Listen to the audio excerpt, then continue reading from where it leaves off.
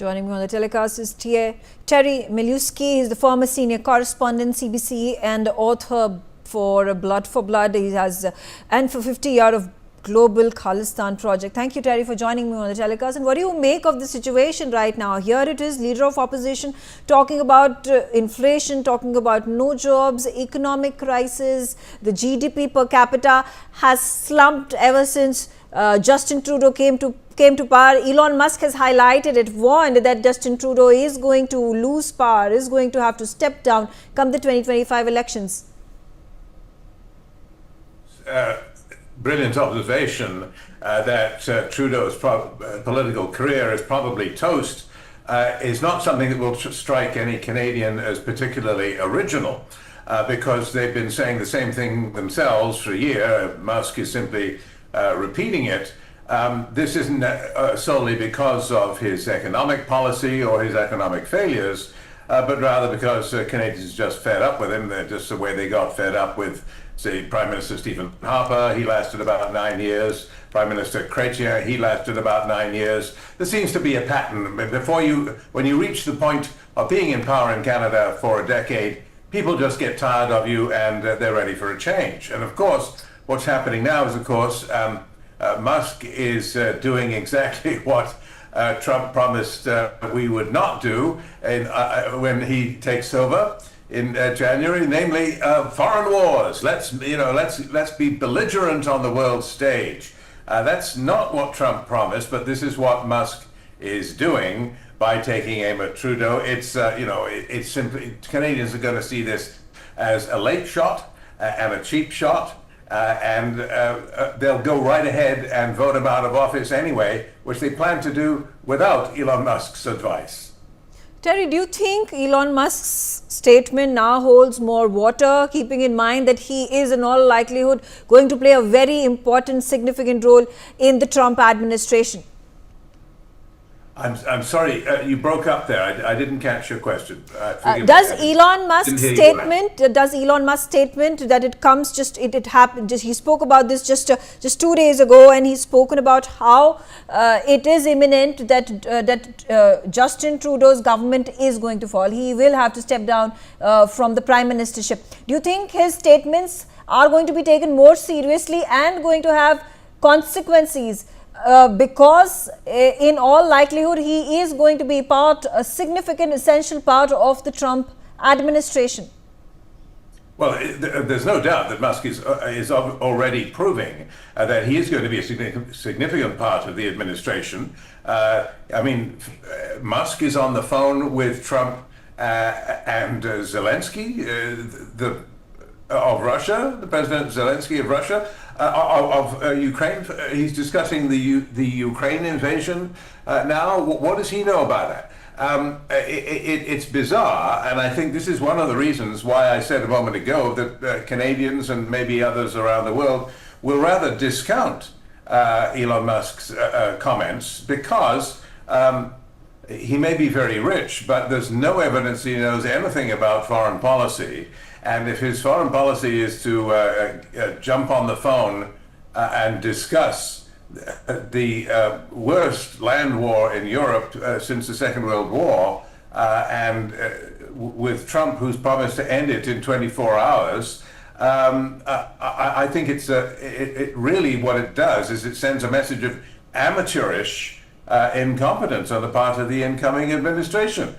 Musk has no idea how to end it in 24 hours. Trump has no idea how to end it in 24 hours. The only way they can do that is if they can somehow persuade Zelensky to give up great chunks of Ukrainian territory to that would end the war, yeah, because Russia would get what it wants. Well, if that's what the policy is going to be, then I think the Trump administration is going to run into some flack from its allies in NATO. It's already signaled that it doesn't care what NATO thinks, doesn't care what anybody thinks. But they're heading for a fall before they even take office. Because once you get into the details, nobody knows how they plan to carry out that policy.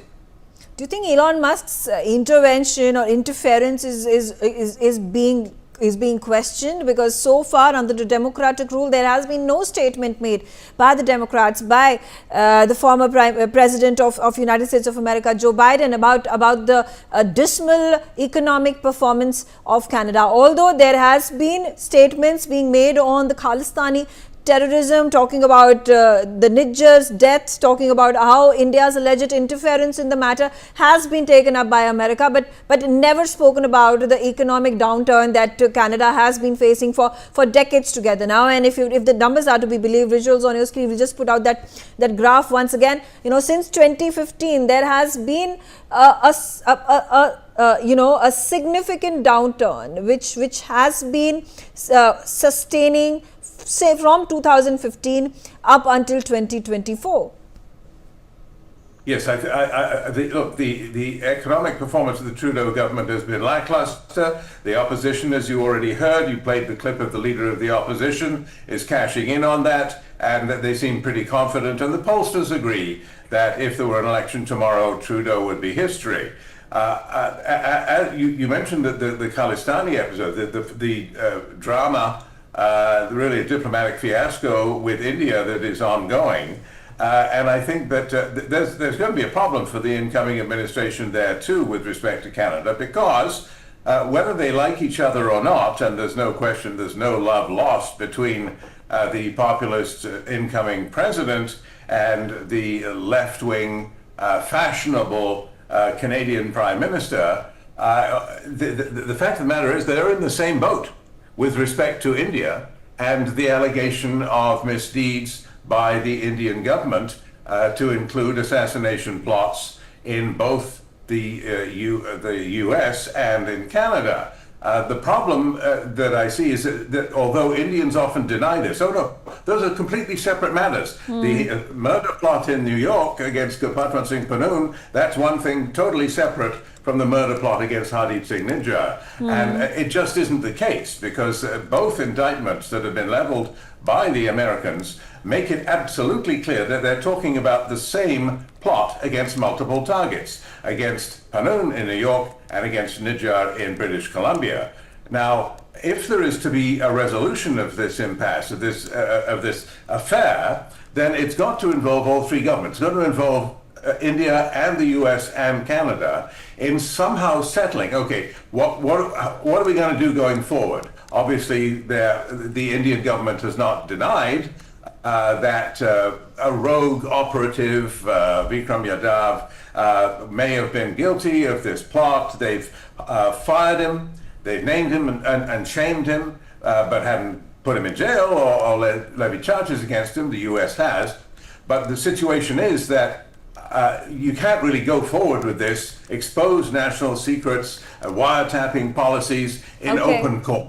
Okay. You can't do that. So they're going to have to make a deal, is my point. I'm also wanting to understand from you, your opinion. Do you think Justin Trudeau is hiding behind the Khalistani narrative that he has led to the complete downturn of ties between India and Canada? This is simply a measure to divert attention from the serious economic fiasco he is the progenitor of. No.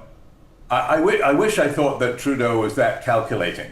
That he had some grand strategy to distract people by ginning up this affair with India. No, I don't think that's his plan at all. I don't think he had much of a plan. If he had much of a plan, he would have acted more as the Americans did, by discreetly accusing an employee of the Indian government, which is what the FBI did, rather than directly pointing the finger at Modi by saying the Indian government itself was involved in this murder plot. That leaves India no wiggle room, as it is with respect to the United States accusations. India can say, well, it was a rogue.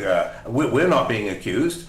We regret to report, we're shocked to discover that there has been a rogue operation going on, and of course we disapprove of it, and such things won't happen again. We're a well-run intelligence services here in India. Okay. Well, okay.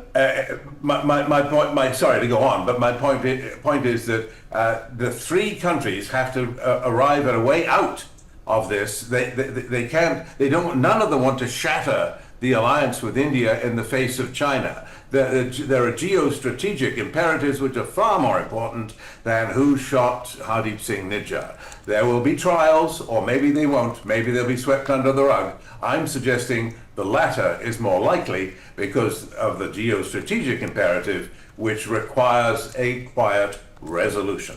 Okay, all right. Thank you, Terry, for giving us your opinion. Stay on with me. Ambassador Basuti Mukherjee also on the telecast with me. Ambassador, do you think the Trump government